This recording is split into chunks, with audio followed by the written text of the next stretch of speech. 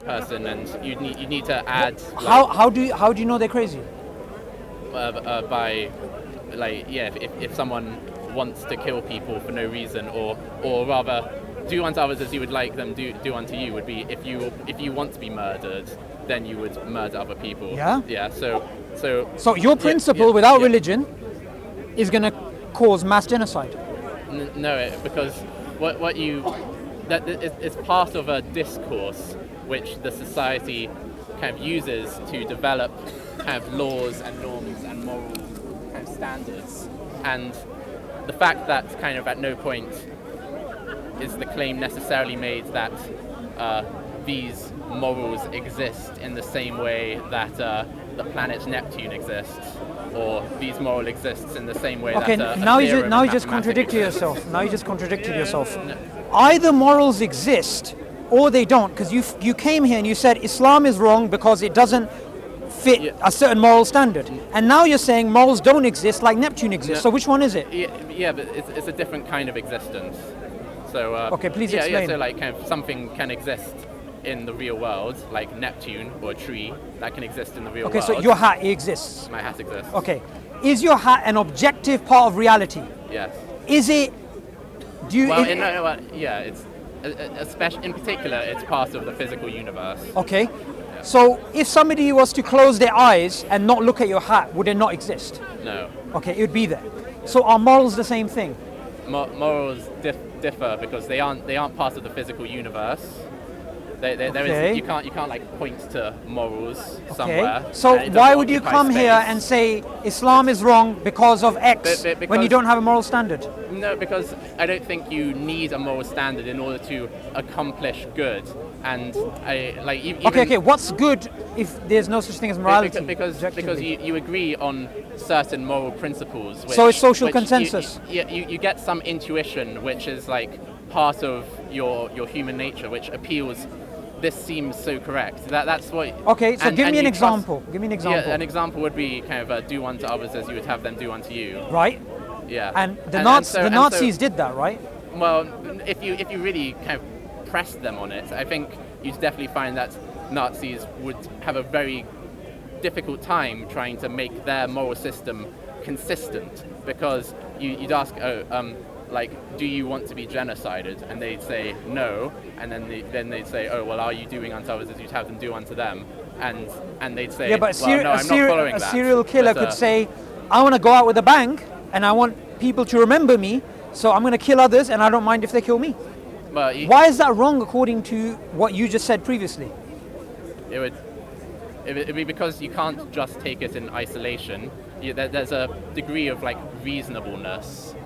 It's so now you're adding more. You're adding more provisos now. It's true, yeah, but I don't think that isn't a problem when you consider that it's through this discourse or this exchange of ideas, this appeal to kind of intuition and common humanity, with which our UK society in particular has kind of developed freedom of religion and not killing apostates, not killing those who convert away from Islam, like is accepted fiqh jurisprudence according to Shafi, Maliki, Hanbali, Hanafi schools. So like those are good outcomes which have been achieved by this kind of messy process, which you can't pin down the way you can pin down a mathematical theorem, but still good has been accomplished through this kind of messy process. What's the origin of that messy process? Okay. Do you know what? I'm actually really confused, because you said there's no such thing as objective morality. We agreed about that, according to you. Well, it's not like your hat. It's not like your hat. There's no such thing as like a physical object that you can point to and say that's okay, that's morality. Fine. So it's not some objective part of reality. It would depend on what you mean by part of reality. Like your hat. It doesn't exist on planet Earth like my hat does. Okay. It doesn't occupy some space made out of some matter. So if you don't have a standard, if you don't have X, you don't have this thing, how can you take that and say this is wrong? With anything. Okay, I want to give you a concrete example. You're an agnostic. You don't believe in God, right? You don't believe in religion, don't believe in anything like that, right? I'm going to take your principle, which is do unto others as you would expect to be done unto you. And I'm going to say this. I am an evolved primate, and I only exist to survive and reproduce, and every single thing that I need to do, it needs to be in terms of survival and reproduction. So here's what I'm going to do. I'm going to work towards others' detriment, because eventually they're going to get me too, to help myself survive and reproduce. And in this process, if that means a whole group of people are wiped off the planet, that's absolutely fine. Why would that be wrong according to your worldview? Well, according to just in particular the one idea, do unto others as you would have them do unto you, that primate, I didn't ever hear him say, I want to be exploited or no, the primate said, he said, I expect that to be done to me. Which is what natural selection is, by the way. You do realize that, don't you? Yeah. What is natural selection? We've already done this, but like it's where kind of people who survive to reproduce, they pass on more. It's all about survival of the fittest. Yes. All against all. But like, right? But about why would that primates not be doing the right thing according to do unto others as you would have them do unto you? Forget right or wrong, we're talking about your principle. You have to stipulate that the primate wanted to be exploited. Like what you said was, I'm a primate and I want to gain the resources and I'll exploit others in order to do that. But he himself would not enjoy being exploited. Tell me this. According to the principle do unto others as you would have them do unto you, that would then change his behavior from an exploiter to someone who... I'm doing is I'm taking your worldview, which is, I'm guessing, a naturalistic worldview, and I'm using that principle, and I'm asking you, is this particular action wrong? And I'm just going to be very particular for your sake. So I believe that I want to pass on my genes, and I don't want the genes of other males to be passed on. So for gene idea. So what I do is I decide to kill off all the males so that my genes are propagated, and I expect that they're going to be trying to kill me. Natural selection at work.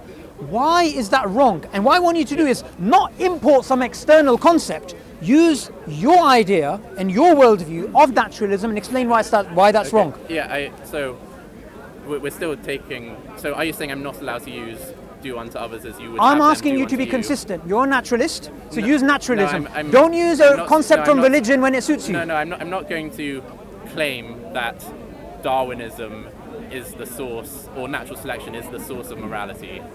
Okay, yeah. So from your worldview, what on earth is it? So it would be several things. It would be, like as I said before, it's like a messy process by which this discourse has arrived at in the UK the current set of values. How exactly? So part of that would be just the intuition of whether an idea sounds good to some part of your psychology or you believe nature. The human mind evolved, right? Yes. Yeah. So intuition is a process which had an adaptive value. Yeah. Okay. If that's the case, then how can you speak about intuition not in respect to survival and reproduction?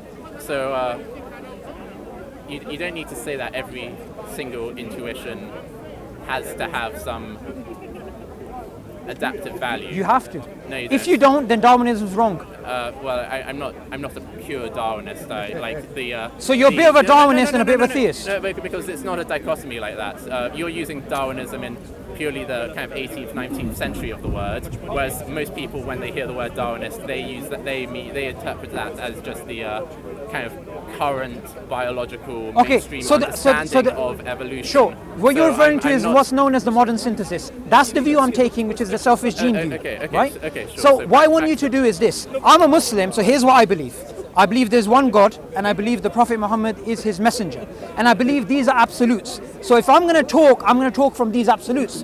All I'm doing is asking you to be consistent. You can't say, I believe and I'm a naturalist, and Darwinism, I'm going to cherry pick. Some parts I like, some parts I don't like. I want you to be consistent. No. If you're going to defend anything, then you need to defend it in terms of your worldview. You can't just be in like a supermarket, a bit of religion, a bit of Judaism, a bit of Buddhism, a bit of naturalism. I don't think that's an accurate representation, though. But, so, are you a naturalist or are you not? What part of naturalism? Okay, you don't believe in a personal God. You don't believe in theism. No, I think it's quite likely that there could be a God. Okay. Yeah. And so, we as human beings, do we get our morality from God, or is this an evolved trait which has adaptive value? It's I would not say that God invented the idea of morality, because if God did come down or send a messenger who had some really kick-ass prophecies, his prophecies were so accurate, like if he like just laid down 100 really accurate prophecies and said, okay, this proves that I've been sent from God, and then he said, oh, and by the way, I'm allowed to kill babies as and when I want. I don't believe that would be moral. So I don't believe that. Okay. I don't believe that God decides what is moral. I in fact agree. So you believe it's a natural evolved trait? I agree. No, I agree with like the Mutazilite view of this. The what? So there are a group of Muslims called the Mutazilites. Mutazilites? Yeah. Is that how it's pronounced? No, what's that got to do? That's Look, that's just a red herring. It's not because I guess I didn't need to name drop them, but it's true. But like what they believe. I think you're just using a term you don't understand. No, I think I do understand, at least enough for our kind of purpose. Do you know? So okay. What they believed was that kind of the things that are moral can be discerned through logic, and a just God would not want to do anything that was unjust or unfair. Okay, and so I'm going to stop you there for a second, right? Use that to make. Let's use your logic. So you can arrive at morality using logic. If I was to go around if I was to go around Speaker's Corner here with that pad and a pen, and I was to go ask every single person a question about capital punishment, about right and wrong, about marriage, about parenting, whatever. Are you telling me everybody using their logic is going to agree to the same moral standard? They won't. It depends on the question. But so on some things there'll be a large degree of consensus. On some things there'll be a wide degree of variance. Okay. Do you know what? If there's a consensus, there was a consensus in Nazi Germany that they had to get rid of the Jews. Yeah, that was. So according to your logic, it'd be okay to do that. Yeah. So but. It's not. There isn't only. I'm not going to say there's one definite criteria by which kind of you can decide whether something is right or wrong. So what are we talking about? Because I might as well go for a job. I thought that's all you were saying. No, because you're saying that unless you kind of make the claim that morals exist in the same way that a tree exists, that unless you make that claim, you can't have any kind of productive discussion about what is good or what is bad. Yes. And I would disagree with that because our society, which has been generated and has arrived at the morals which are broadly applied, like do unto others as you would have them do unto you, that our society has arrived at these principles, these moral principles, through a kind of messy process, which is due part to logic, part to intuition, part to discussion. Okay, do you know what? Agreement. Do you know what? I'm just gonna play the devil's advocate here. That thing that society has arrived at, whatever that is, and let's just say it's here in your book. It's what you're happy with right now, what the Western world has arrived at. 3,000 years from now, is it not possible that those people will look back at that pad and say it's a bunch of rubbish? I think there are some things that I don't think will change that much in the future. What exactly? Like, for example, treat others the way that you would like to be treated. That seems as though there could be a dictatorship in the future which doesn't believe in that. But the thing, well, I know the when you look at kind of the most egregious examples of dictatorships which threw that so strongly out the window, like for example Pol Pot's regime or Nazi Germany, let's just take your principle again. Let's just take your principle again. They do destroy each other because do unto others as you would expect to be done unto you. Not expect, as you would want them to do. As you want them to do. Okay. Are you applying that right now? In the last 10 seconds? So I haven't gone around and asked everyone, hey, what do you want? No, but you have 40 trillion microbes in your body, which are there for your existence, and they die because of you. Yeah, I'm not going to say that I value kind of microbial life as much as human life. Yeah, so the value, part of the value system. Isn't that speciesism? Yeah. And so you're speciesist? Yeah. So you favour the human species of others? Yeah.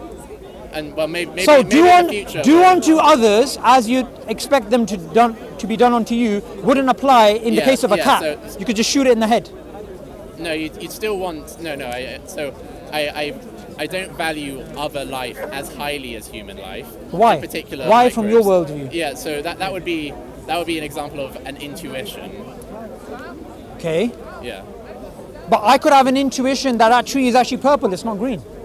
Okay, so well, then we'd have a kind of discourse about whether that was a kind of sensible thing to want society to do. Okay, And so what makes you think you're more important than a whale? A whale has a bigger brain than you. it's an arbitrary decision of a value system. Kind of It's an arbitrary decision of a value system. No, wait a second. Then I should just walk away. No, but like What are we discussing well, exactly? because you're making the claim that unless you claim that kind of the moral exists objectively the same way the tree does, you can't have any kind of moral discussion that is productive. Yeah. But I would disagree with that because You you disagree with that based on arbitrary morals. No, but based on like the success that our society has had. When you say our society, UK. I'm assuming you're not referring to the Nigerian warriors which kill each other after a battle. You're referring to the Western world, right? Yeah, UK in particular. The UK in particular. Okay. So what makes you think the moral values which have been arrived at in the UK are better than those of the cannibals in Nigeria? Because you look at some of the moral principles that you decide. Sorry? Because you look at like these moral principles which, to intuition. Yeah, but seem very they're correct. applying that moral principle. After the battle, you eat the enemy. So, but then, Do unto others as you would expect to be done unto you. They're applying that. So I say do unto others as you would have, would implying kind of that you would want them. Yeah, that's what they want. Oh, yeah. So well, do they Because want they to, do they want lose, to die? because they lose. Look, you have all sorts of strange cultures in the world. You had those cultures where if you lost a war, you disemboweled yourself. Okay, but you'd want to, like, there's still progress that can be made because you appeal to people and say, I know, do you love your own family members? And they'd be like, yes, of course. And then you'd ask, okay, do you want them to suffer or not? And they'd be like, no. And then you'd say, well, can you understand that other human beings would feel that same desire to some protect people their kill their own family? family. Yeah, and they're bad guys. I know you're wearing a cowboy hat, but you have to define what a bad guy is. It has to be done through this kind of messy process, which has resulted in a pretty good society. Because I like the alternative is, or one of the alternatives offered by Islam and mainstream fiqh would include these unkind, kind of not very nice outcomes, like saying that if someone has decided to change their religion from Islam to something else, that then the punishment for that is imprisoning them, and if they refuse to go back to Islam, then killing them. So, like, I believe that you can have a moral discussion where you decide kind of what's the right thing to do without kind of making the claim that kind of we've got morals in the same way that I'm holding a pen right now. Look, essentially what it is this. I mean, I think we just have a difference of opinion where you No, think we that- don't. We don't have a difference of opinion. To have a difference of opinion, we have to define terms. My terms are very clearly defined. I believe in objective morality. I believe morality exists outside of human beings. With yourself, what you're basically doing is this. You're saying there's no objective morality, but we can generally arrive at a conclusion, and we have generally arrived at a conclusion within the UK. So I'm going to take 2017 and what's been decided in the UK generally in 2017, and I'm going to use that as a lens to look at what happened in the 6th century, what happened 3,000 years ago, and what might happen 3,000 years from the future. And my only question to you is, why are you choosing one spot in history and giving it a special status? That's my question. Okay, so and the answer to that would be because the intuition of kind of two very important intuitions, which don't like define the entire kind of value system of our society. But two very important intuitions are that it is good to